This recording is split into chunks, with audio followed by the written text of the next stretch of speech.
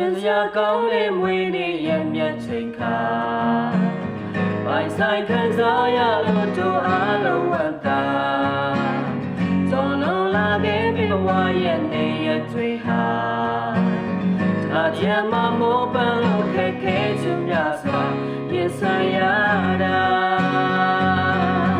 ကြုံဆုံလာရမယ့်မနေ့ပြန်နေရများဟာရင်ဆိုင်ပြတ်သားရမယ့်ခက်ခဲချင်များစွာယုံကြည်စွာအားတည်ရင်သာရှေ့ဆက်လိုက်ပါ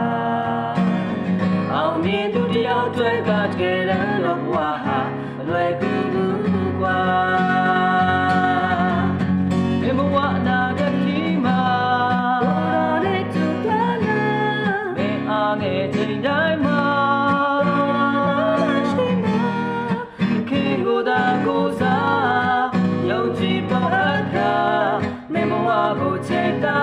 ပါကျေးဇူးတော်ရဲ့တစ်ခါကိုချစ်ပါပါမင်းတွေ့ချေဝါခြင်းများဖြစ်စေပေးတာဟိုလိုချီရောက်မှာပါအောင်မြင်ခြင်းသက်သာဟာမင်းတွေ့ဖြစ်မှာ